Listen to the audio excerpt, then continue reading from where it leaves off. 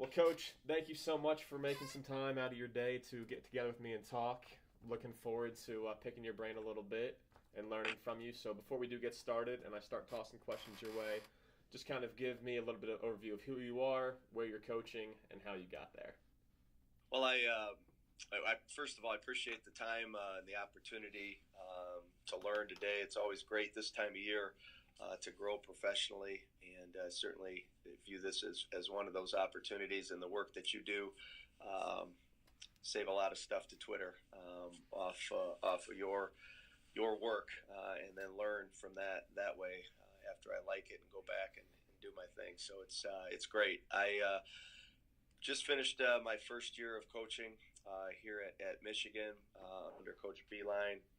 It's obviously an incredible place to work, and the professional growth that I've had this year from August 4th when I first walked in the door the first day till now in May it's incredible. The growth that I've had from being able to think and coach, teach, game plan, in-game stuff, and it really boils down to coach just being just allowing you to do your thing. Mm-hmm.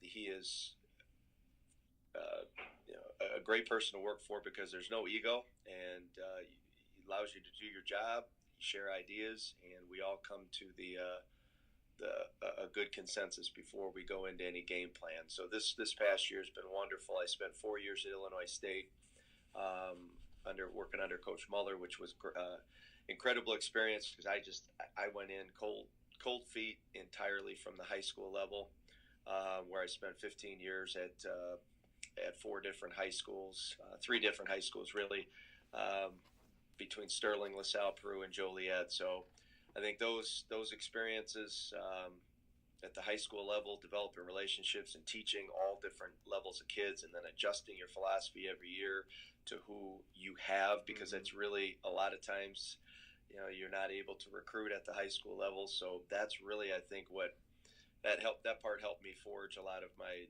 just being able to be adaptable with your coaching. And then learning the college game at Illinois State was key, from scheduling to recruiting to practices to the NCAA rules and everything that from housing and all of the things that go on in a Division I program Right. that you really don't think about every day from the outside when you're just sitting down watching a game on TV and then seeing it all like this is how it works. And Right. that's fun. So that's a little bit of my background. I'm a teacher and a coach. I have a passion for that. I love what I do, and I don't think I've worked a day in my life yet. Some days have been tougher than others. Sure. And the yellow school bus rides home after a Tuesday night loss where you got to get the 8 o'clock history lesson ready. Been there, done that, and I have complete appreciation for high school coaches and college coaches at all levels, because it's hard work. No matter where you go, hard work, winning and teaching and recruiting and getting the right culture that you want to be successful. So it's probably a little bit more intro than needed. No, that's there. good, man. But there we go. Absolutely. So, again, like I know like so much, and I don't want to embarrass you, but I've read article after article that throws your name in with kind of the resurgence that Michigan had this year defensively. So I want to kind of pick your brain and focus on that side of the ball, since that's your wheelhouse. So this is probably the most open-ended question possible, but just talk about, for you personally, maybe even you guys at Michigan, just your basic defensive principles, philosophy. Yeah. How do you approach that, and from like a 30,000-foot view? Yeah, I think that's a great question, and it's really the question I asked myself. When I got the job, it was like, how do you really you take this lead of, like Coach said, you're going to be the defensive voice in practice, and that's all I focus my attention on. So I kind of asked myself, like, what do I want to watch for? Because and then what's going to be the thing that you're really going to drive home and emphasize? And I think that's a key part of what you have to do as a coach. It boils then down to, I really believe in knowing your personnel, and it seems so simple, but I spent the first month really just watching how guys move their feet, who can guard a ball screen which way, who's good at defending the ball. So I just tried to take like notes after note after note and watch all of our practices and workouts with an eye towards like how are we going to build this thing that becomes Michigan defense? What's it going to look like? Because some teams are going to be good at hard hedging a ball screen. Some guys are going to be able to switch, and how are we going to defend the post? So there's just all of these things that I just kept thinking about, and then we'd have staff meetings, and we kind of go back and forth over just different ways that we want to play as a team. But I think what's important is you have to look at what are the individual strengths of your team on defense, and then how can you manipulate those and package that together with a system that actually works as a team. That puts your team in best position to defend, but also allows the individuals on the team the best opportunity to be successful. Right. And that's really what I tried to focus on from September and October. And so from 30,000 feet, it was, okay, who can guard the ball? How are we going to guard a ball screen? How are we going to guard the post? And then just keep chipping away to find the right and perfect answer for it, and then just keep tweaking that until we get to the point where everybody is in the best position to be successful. Gotcha. So a few follow-up questions I have, like when you're watching, taking notes, observing, is that just in like live play? Is it just in like defensive drills? What does or maybe it's a little bit of everything. What does that initial assessment look like?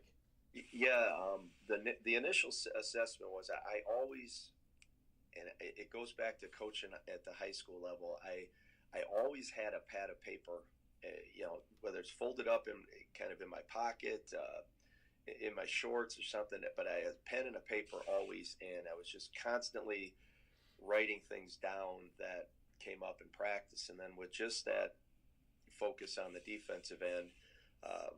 That's what I did. And then I had our managers then said, okay, how can I further utilize them? And we all have different levels of managers. I had 3 at the high school level. We kept 10 at Illinois State, and we were able to have a great group of managers here at Michigan. So I just looked and said, okay, we're going to chart we just started looking at the toughness stuff. So dives on the floor, contested shots, deflection, steals, rebounding, and then just kind of kept looking at that and said, okay, after a month of these stats going into really November 1st,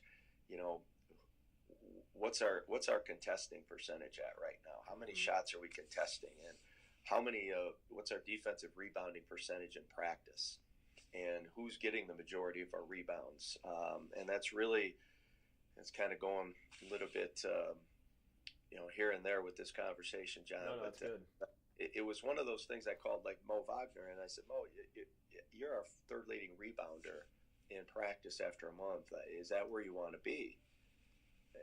And Mo's, he had told me to challenge him. And so I think the data part is key when you're building the defensive. You have to have something to say, like, you didn't contest the shot.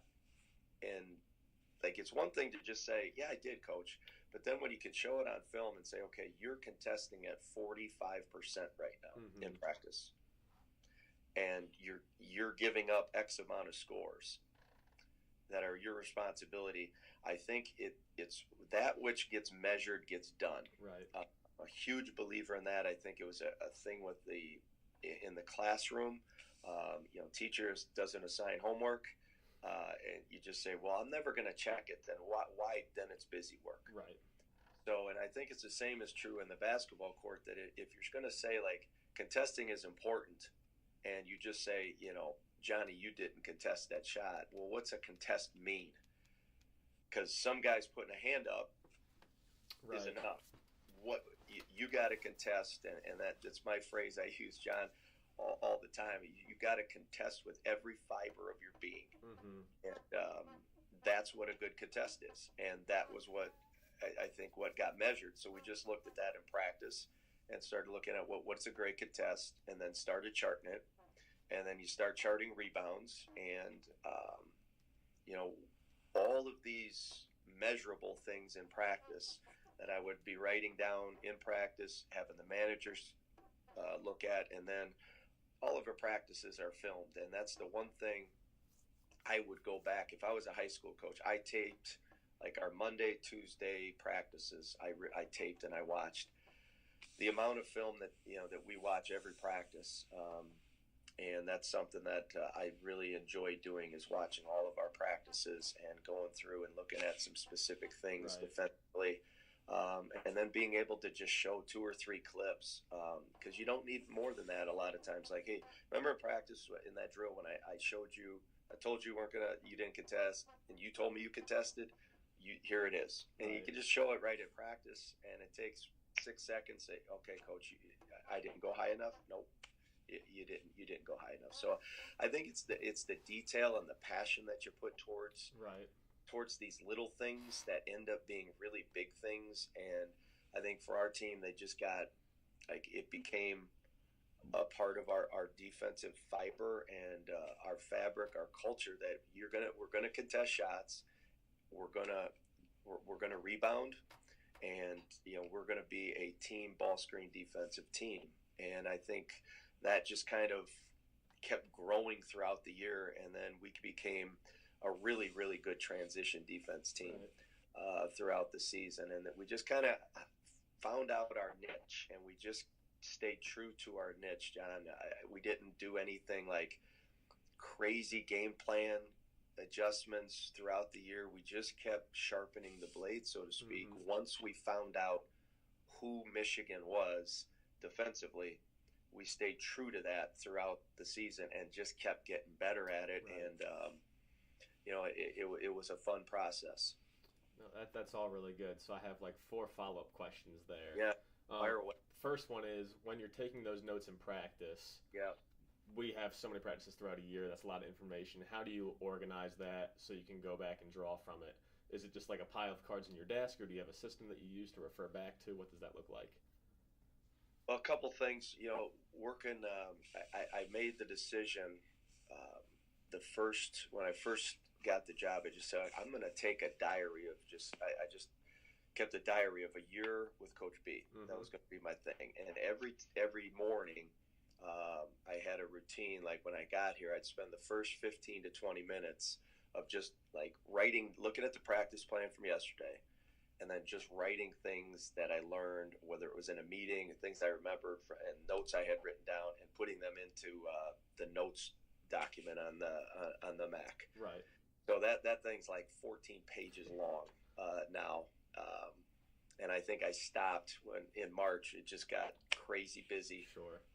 So there's some things I'd like to go back on. So I think keeping the notes that I keep in practice, I look at that, and what I do is I have a file then on the computer that basically for each player, I'll have certain notes that I keep on each player through when I watch film, and then I'll add the notes that I had from practice, and it's just bullet points in a Word document that I can share, and then I'll print that out, and I bring that to our team meeting, our film meeting, or practice. And what I got in the habit of doing, John, is when we start practice, we start with a stretch.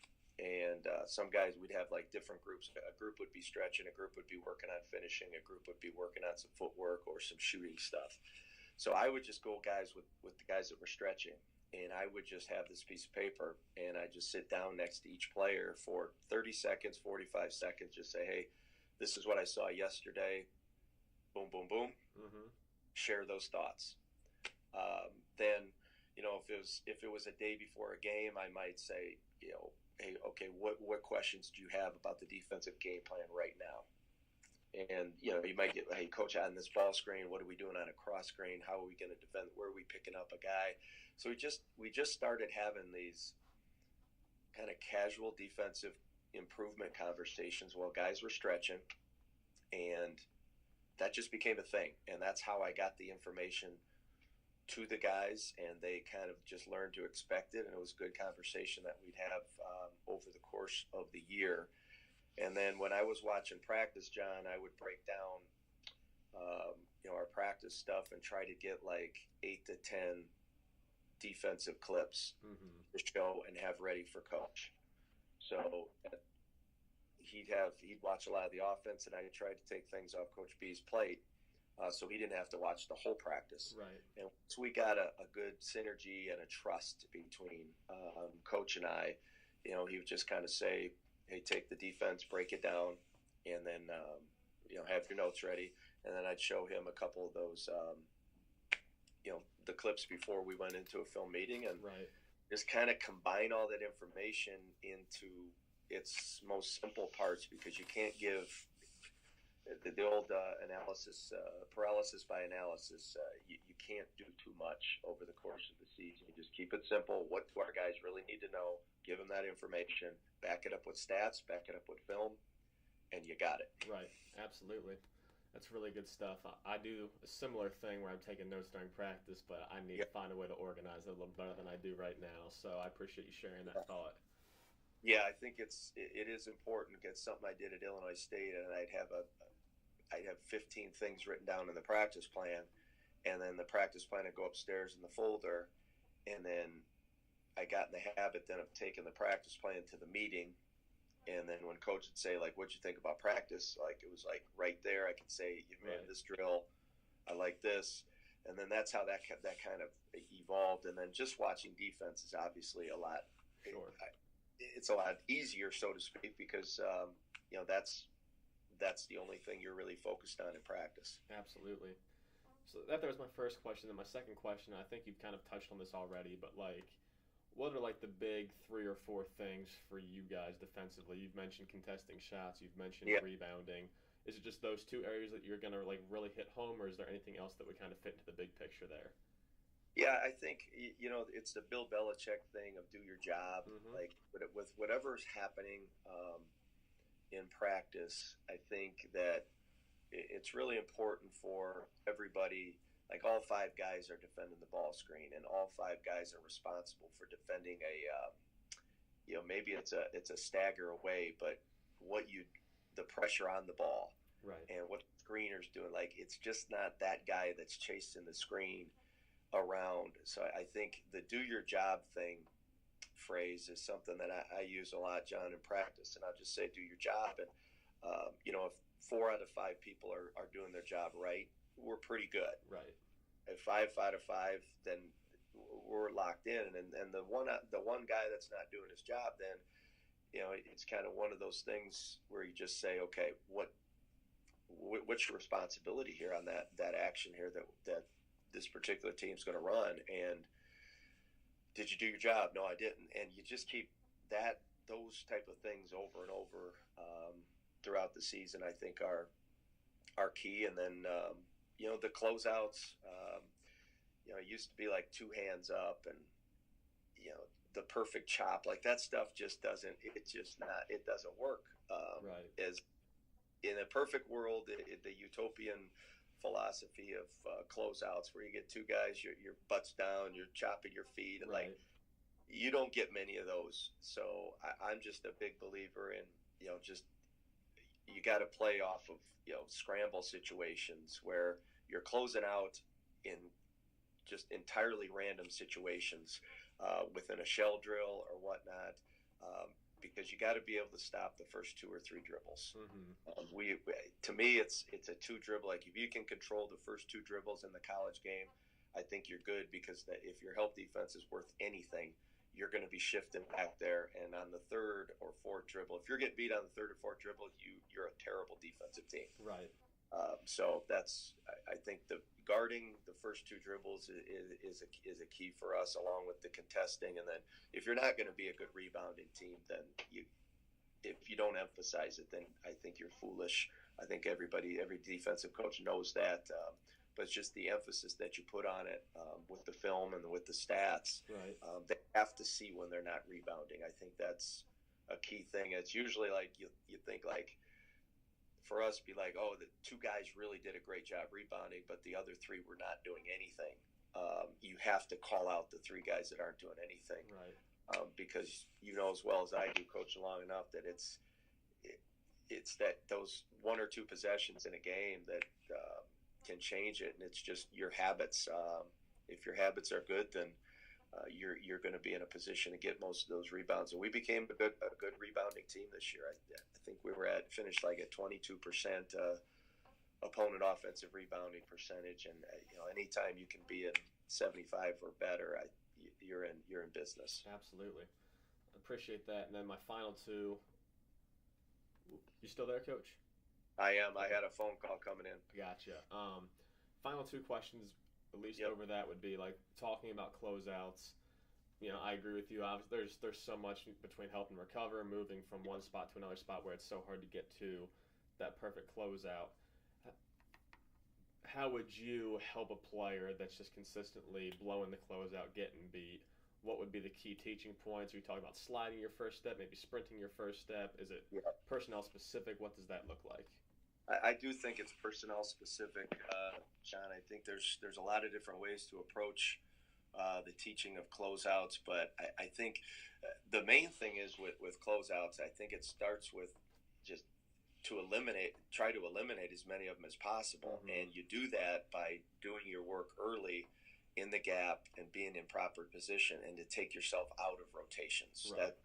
When you're in rotation, you're going to be in a closeout on the second or third pass, and that's when everything is breaking down, and you just want to avoid those situations. So, I think there's a couple things like knowing, like, what are we going to give up? Mm-hmm. What are we okay? And it can be like everybody says we're going to force tough twos, and we're going to I get all that, and that's something that we focus on as well. But I think there's with some certain defenders, you just have to realize that to help them out, give them something that they can give up. Mm-hmm. Okay, this guy, you're guarding this game, you're not going to allow him to drive right. Okay, or we're going to give up a step in three with this kid because he's so good off the bounce. So Right. close. Or you don't have to help so much in the gap against these guys. We want you closer to your man to eliminate a longer closeout. So I just think it's a lot of player scouting, game-specific stuff that you really have to study your guys and then get them to buy into, so that they understand what they're allowed to give up. Because if you have an average defender, you can't. I used to do that as a high school coach, and you get mad at it's like, and I don't think I was coaching them well enough and understanding what is it that he can give up that we're okay with, that's not going to Right. be the world in this game, and then how many of those times is he going to be in that situation?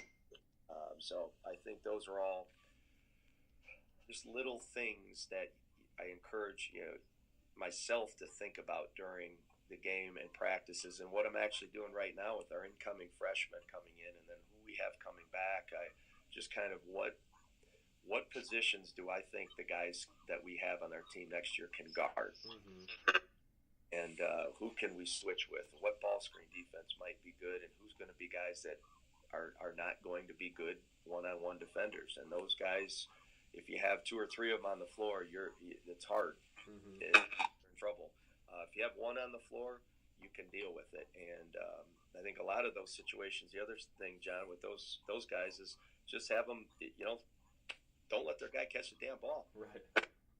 It sounds simple, but it's you take away a catch, you take away a closeout, and maybe you give up a bigger gap. So just encourage coaches to really study individual defenders, and then with their team scheme to really try to fit the puzzle pieces together, really give it some thought. Because I know as a high school coach, I thought all the time, like, what's the team going to look like? What can we run on offense? Where can I put him there? very rarely until I was probably 11 or 12 years into being a high school coach did I really study, like, okay, I'm man to man, but how did I want to teach man to man within our talent system?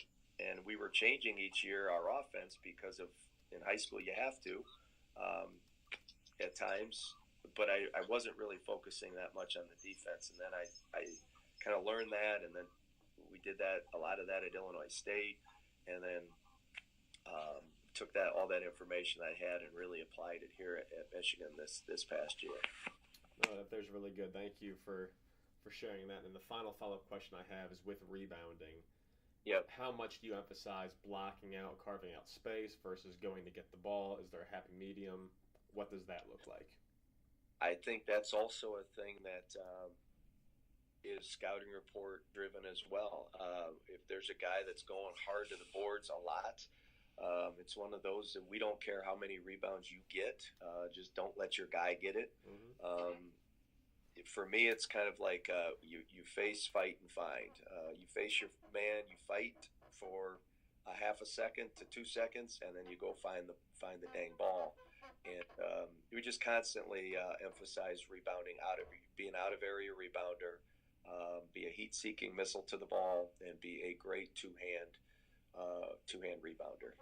Gotcha. So when you're in that face, fight, find. Yep. What does the fight look like? Is it like I'm looking you in the eye fighting? Is my butt in your belly and I'm fighting? What does that part look like? It's usually for us. I think it's the old school approach of you're going to put your butt in, you're going to get your elbows out, and you're going to be moving your feet and not going to let them get around you. I just, by the time you do that, a rebound is going to be got by somebody else. Mm-hmm. So for us, I really, it's the fight is. How hard is he coming at me? And then if we can knock him off a direct line to the ball and then go find the ball ourselves, that's key for us. But I think Charles Barkley was, just why were you going to be just go get the damn ball? Right. And there's a lot to be said for that, because that's those kids that just want to go get it and just have that natural instinct. Like, you can tell those guys right away. And if you have 2 or 3 of those guys on the floor where they're fighting for the rebound, and we actually that became a little bit of we had guys fighting for those rebounds from a selfish manner. We had to say if the big's got his hand on the ball, he gets it. So it was a good problem to have for us this year, that we became a group of guys that wanted to rebound. Gotcha. That's really helpful. Thank you for that. So then transitioning maybe into a little bit more specifically talking about defense, you've talked about those areas that you really want to be good at basically, but then you also mentioned kind of things are game plan specific. Obviously every team plays a certain style. My first question would be maybe for you guys as a team, how early do you define, or do you even define, like, this is how we guard a stag, or this is how we guard middle pick and roll, this is how we guard wing pick and roll, or does that all change from game plan to game plan? If you don't mind me asking that. Yeah, it does change from game plan, from game to game. I think early on in the season it's just about kind of the basic actions that you see: pin downs, staggers, cross screen, down screen, the stuff that every level that you see, and how you're going to defend block to block screens, staggers away, and then like pin downs. You just keep going through those things repeatedly in different shell breakdown systems or drills throughout the year, particularly in October and early November. And then once you start, you get into it where guys, teams are coming and doing different things at you, then all of those habs, okay, remember, we worked on this back in October and November. This team's going to be running this action. This is how we defend it. And then we just keep going through that, in our practice drills before a game in preparation to do that. And so much of it is dependent upon just the skill set of the team you're guarding. I mean, that's really where the scouting comes in, where you're tweaking game plans, and then how good are your guys are at picking up those things to the point where you know exactly what your job is, and you do your job, not only how you did it in shell drill, but now can you apply that to the scouting report and what we saw in the film film and what the opponent's strengths are, and then you've got to execute that now, not only practice but then in the game. So it's a build up. The key with with screening is defending screens is you got to it's your head on a swivel, and you can't allow separation, and you can't melt on screens. So those are some key things that we really stress throughout the season, and then it's just a matter of like. For that, Coach Beeline is a master of just laying out the practice plan, and then just kind of throughout the October and November, just piecing these little things together. And you work on this particular screening action one day, and next day you're doing something different. Then you come back to what you did 2 days ago, and you just do everything until it becomes instinctive in a game. Mm-hmm. That's really good. And then, like, at what point? Our levels are different. Us being Division II, you guys being Division I. You have your guys there during the summer. You start practice a little earlier. At what point do you guys start, maybe even with your freshmen, to bring in that first level of like defensive fundamentals, whether that's individually, team? When does that actually begin? Yeah, great question. I mean, that's from day one. That was one of the neat things last year, John. I was sitting at my desk just like I am right now, and I was working on my computer, and it was the second day in, and Coach B just came in, sat down at the chair in my office, and just said, "Well, what are we going to do with our defensive workout tomorrow?" So it was just like it was like that was the point. Like, yeah, this is great. Right. So I think we just starting with we did, John, the old the thing I did in high school with every team, like stance and foot fire, and we're going to slap the floor, and we're going to slide left and right, and that's how it started. And we just kept building with that, and it just became a thing where we're going to try to grow a little bit every day, and the old 1% better. And I truly think with just starting with the basics of how you're supposed to slide, where are your hands going to be when we're sliding, how we're going to close out, how we're going to talk, and then just the overall passion and effort that we're going to play with is the key thing. And I think it's always been a strength of mine. It's just you love being in the gym, and you have passion for it, and I think kids respond to that stuff. It's just like the teacher. It was easy for me. I had bad teachers in high school, and I had a lot of really good ones.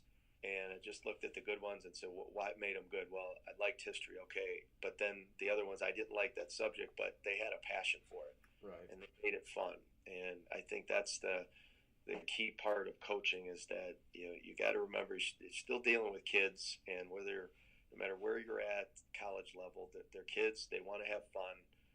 They want discipline. They want to have a plan.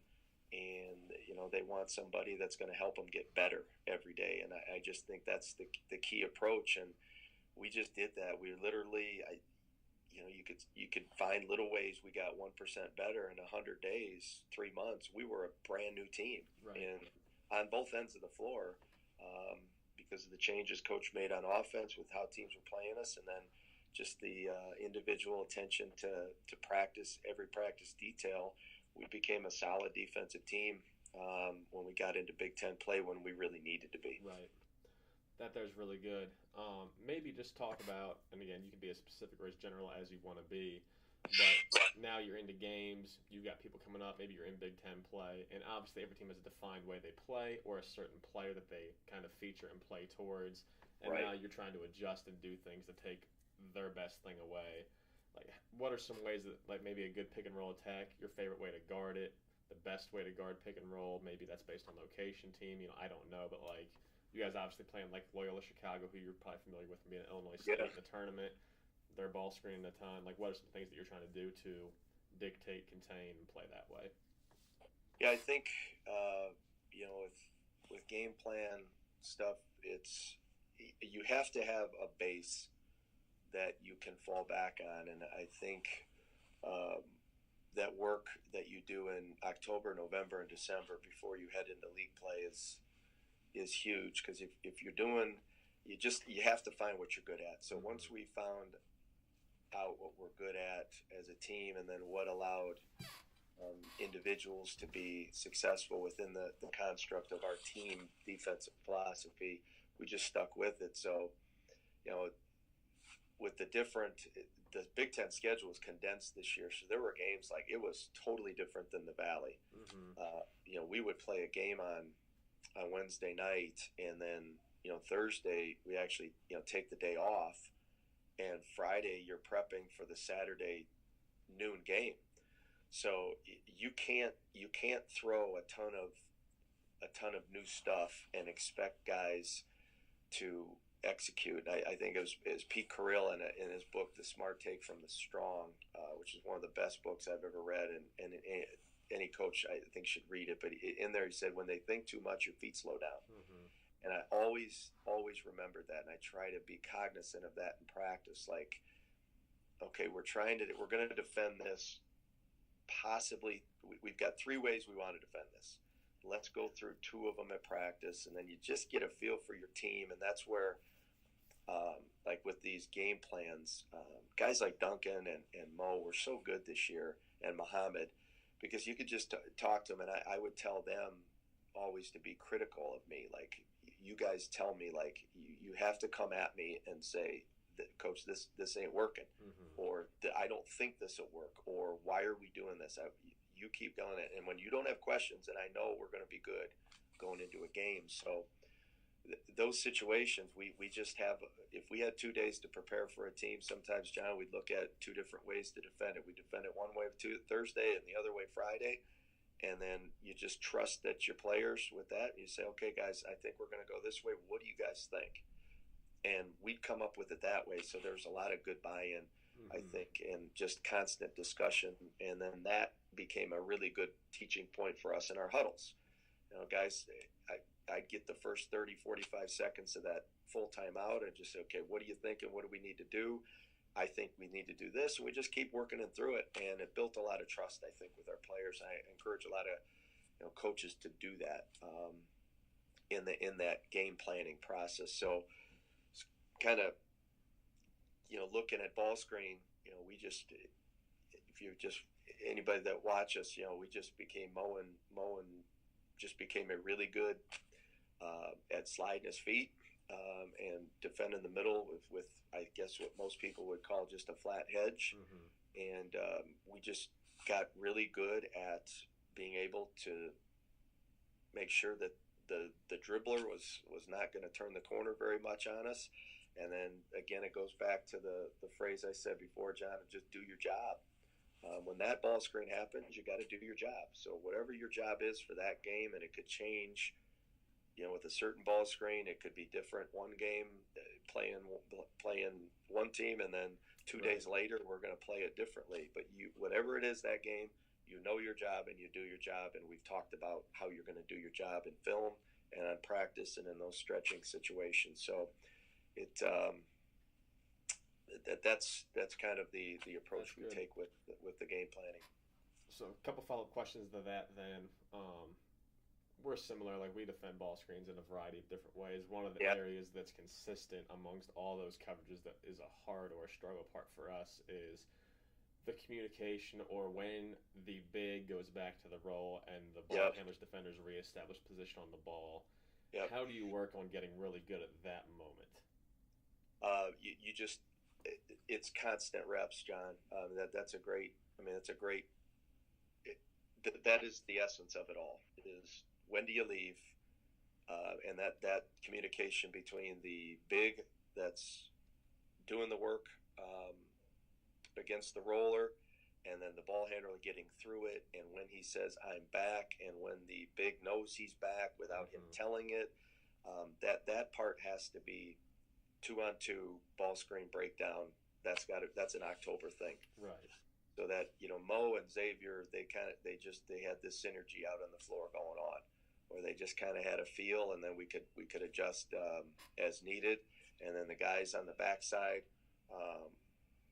they got to get used to reading Mo and when he's leaving, and then what's the threat at the basket versus what's the threat on the 3-point line. So there's so much of that just has to be broken down and repped, and that's I think the phrase repetition puts brains in your muscles, and that's the key thing I think for us. If you're not repping those situations, you have no chance to be good in a game at those situations Right. when you're going up against talented players. And is whatever league you're in, that's the best league, Mm-hmm. and No doubt.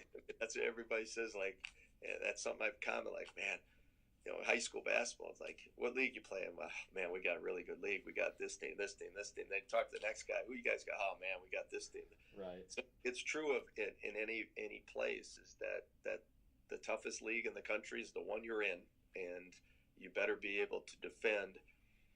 Those three or four um, actions. I shouldn't say three or four actions. I would say if you take a look at your league and you look at like what are the top six teams in the league, depending upon how big your league is, and then what are the two things that each of those teams do well. Mm-hmm. And you get those 12 things. All right, have a plan for those 12 things in the off season, and how you're gonna like work on them when the preseason starts, and then maybe you incorporate a couple things into it in the summer. But then when the season starts, at least you have an idea of what you're going up against. No, I like that a lot. So kind of backtracking to game planning, talking about maybe new things for this game, that game. How much, or like, it's one thing like whenever you're walking through the scout and you're saying, okay, here's the play, here's the middle pick and roll, this is how we're guarding it, and it's all spelled out for them. Yep. How do you move from that to where they are on the floor, they are playing, they've just missed their last three shots, and now they have to recognize, boom, this is what's going to happen, this is how I guard it. How do you bridge that gap with such a short time to prepare? Well, I think the key thing is the consistency of preparation. John, and this we prepared for Chaminade the same way we prepared for Villanova, and that's all. Coach B, he sets the tone for our preparation, and we do the same thing, and you can't go through in that limited time. You just can't give them all this information where they're thinking too much out on the floor. So you have to have your habits be so good and back from October and November that instinctively they become like just they can sniff things out as they are happening on the floor with each given opponent, and they've watched the film and they've done the same preparation over and over and over again, that they trust the plan going in, and then they know that we're going to adjust this way and that way, and we can do that at a timeout.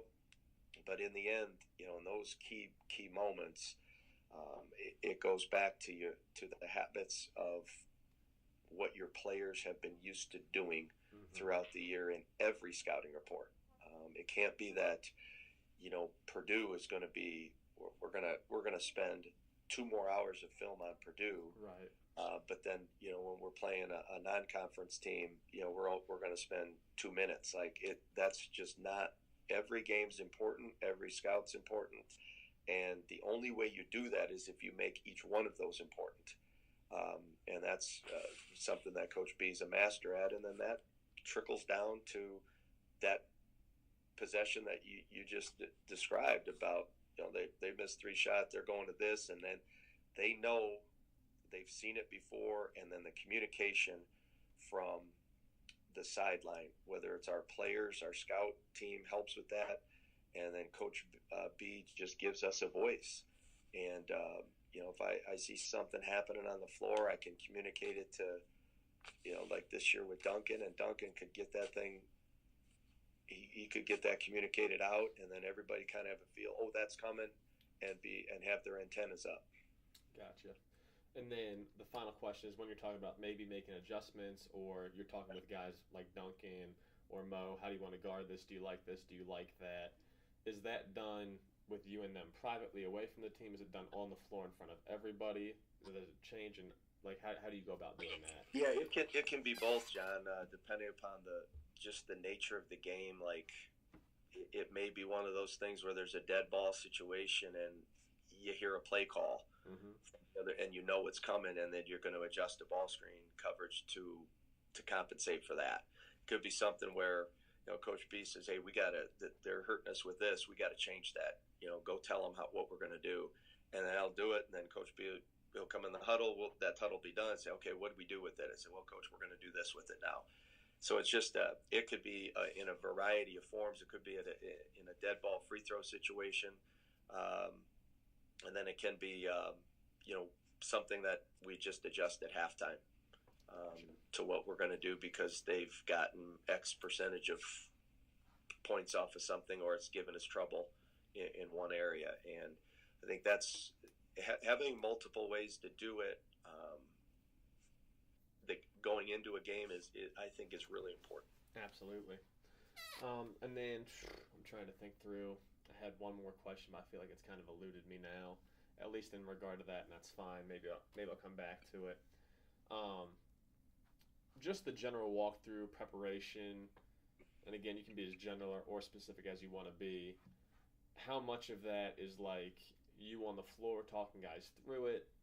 Do you break it down into like 2-on-2 actions, 3-on-3 actions? Do you do the whole thing all at once? Do they play live against it? Kind of how do you guys manage that consistent preparation? What does that look like? Yeah, it's different every game because of time, especially this year with just the condensed Big Ten schedule. And then, when you're playing 4 games in 4 days in New York, like right. it's hotel stuff and film. Mm-hmm. You're walking through a taped hotel floor in a ballroom and going through film, and that's it. The guys are off their feet. During the year, it would depend again on how much time. We may do some breakdown stuff, 1-on-1, 2-on-2 stuff, then keep it, more big picture stuff where we're just defending the other team's main sets, and then we watch those and talk through how we liked if we guarded it, and then maybe guard it differently the next day. So we just keep kind of building a philosophy going in to what's the A way we're going to do it, and here's the B way that's going to be our adjustment in the game. But that's a lot of it is the assistants get together. John, we divide up our scouts and whoever. I watch all of the offensive, the defensive stuff, the other team's offense, and get that ready, and then we just meet together and we have a great relationship with everybody on staff, and we have a meeting and we go through what are we going to do on offense, what are we going to do on defense with the scout coach, and then we just kind of keep hammering away at what we think is the best way to win the game, and then we take everybody's ideas, we put it into the practice plan, and then just keep hammering away up until the walkthrough on game day. Gotcha. It's really good. I appreciate that. Just a handful more questions I have for you. Talk about maybe just the most fundamental or your favorite defensive drills. So you've kind of talked about wanting to establish a culture where we're going to be good at X, Y, and Z. Yeah. You've talked about just the basic stance, slide, chop your feet type drill. What are some of the other go-tos you have for kind of building a defensive mentality? Yeah, I mean, my answer is really boring, John. It's shell drill, and then I think you got to be creative with your shell drill, and try to come up with different ways to get disadvantage drills in there, get the ball screen stuff in there, and then create different type of actions to go against, even in a 4-on-4 setting. Right. So I think that's where I go back to what I just said, probably, John. You take your top 6 teams in your league, or 6 teams that you have trouble guarding against, and take their 2 main actions, and then how can you put into your shell drill? Right. So that would be a key thing, I think, for off-season preparation for coaches, is just to look at your shell drill, and we all do the pass, and right. you drain away and pass, and you're going to do a certain thing, or we're going to drive baseline, or we're going to rotate. Start getting into do that for a little bit, and then throw an action at your players that you might see, and then you go from there to defend it, and then I think that's how you build those instincts. Gotcha. That's really good stuff. And then lastly, I know the season is so long. You go Yeah. from individual workouts into your fall stuff, full season practices, conference. How much before the year starts do you guys have planned when you're going to install different points of your defense? Yeah. Because again, like you don't want to throw it all at them. So like, Yeah. how do you know how to lighten the load and kind of teach progressively throughout the year? That Coach B's a master at it. He's got this list, John. It's like it's crazy. All this he's been through it, and he's got this list of things that need to get done and in by X day, um, and he just keeps chopping away at it. And he is a phrase, you don't eat the elephant all at once. You eat it one bite at a time, and Right. that's exactly what he does. He just has this list, and he's putting that practice plan together, and he asked for insights on it. But that's 43 years of coaching experience that Right. and that goes back to all those notes I took this year. It's wild. Just the amount of just how Coach B's a master this year at pacing your team. Mm-hmm. Just getting them to the finish line, where you have fresh legs and fresh minds. Gotcha. That's really good stuff. Final question. I'm going to spring this one on you at random because I didn't send it to you before time. But What? one assistant talking to another. Yeah. Just the most important thing that you can be doing to have success in your role, in your job. That's easy. You a constant learner, John. Mm-hmm. Like I mean, it's like I thought about it just today. Honestly, I got off the treadmill. I took a shower, and I was like, I'm excited to get up to the office. Like I'm doing a little video project for our guys, and like when I don't have that excitement to get up, that's when I'm done coaching. Sure. Like I know that is it, and that's where like today I'm looking at your YouTube stuff, and then looking at Pick and Pop. Right. And what Zach has out there, and then watching synergy of the NBA game last night, and thinking about like getting stuff from our video guy of what different teams did ball screen coverage wise this year. And I just think you have to be a constant learner. And Kevin Eastman said it at a clinic, and that's part of this, going to clinics, like the Coaching You Live clinic. Yeah, really good. That's when I think that really that really caused me some self-reflection and some self-awareness piece. When I went as a high school coach to the Orlando Coaching You Live, it was probably, what was that now, about 9 years ago, John. And I sat down and I had a manila notebook. I had 45 pages of notes written down, from Brendan Surr to Doc Rivers to Brad Stevens to Kevin Eastman. I just realized walking away, I don't know anything. I thought I knew basketball. These guys are geniuses.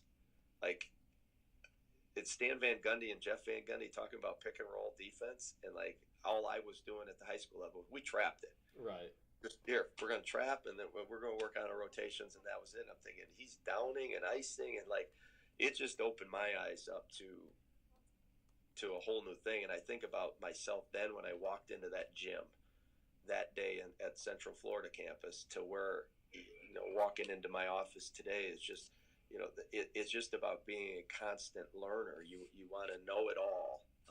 You want to learn it all and not be a know-it-all. Sure. I think that's key. So that's it. That's a long answer, John, to that question. But it's, if you are not seeking out knowledge and really having this passion for wanting to grow yourself and to be a reader and all that stuff, that helps you, and to watch video, I don't think you're ever going to reach your potential as a coach or as a teacher, or provide your players. I wanted to give them the best I could, as knowledge as I could. I remember coming back, and my high school coaches that summer, like, we had quotes up all over the gym and stuff that Stan Van Gundy and Brad Stevens had said. And then just in all these new ways to look at it, and it helped. And I think that's a key to it. If you're not learning, then somebody's going to pass you up, and you're not going to be ready when your time comes for the job you may really want. Absolutely. That's great stuff. And then maybe for you in like the day to day, working with Coach B, working with the staff Yep. at Michigan, what are some things that you do to make yourself valuable to them and to build trust with them? I think we have a lot of younger coaches on our staff. Our director of basketball operations, video guy, and our grad assistant. So I just want to try to once you earn trust and you understand what you're all about as a coach, that you want to be a mentor to people and help our managers get graduate assistant jobs or get them high school jobs and give them things that that they can read, and the things that you may have on your website I've shared with Coach B and said, look at this action, or I've sent to our grad assistant, said, take a look at this and see what you think. So I think being a mentor to younger coaches is huge, and then just taking time to get to know people on a personal level is huge. And just sitting in somebody's office and asking about their family, and Right. that stuff you can't, like, that stuff can't go away. No matter, people say, oh, college basketball is a business and all this stuff. It is a business, but if it's a business first to you, then it's I don't think it's going to work out well in the end. Right. This is about people and about relationships, and you got to have some fun with it. And I think those are key things that can never get lost in the game and the season and that stuff. And that's something that Coach B is terrific at. Like, there's like this is a family oriented program, and it makes it a fun place to be at every single day.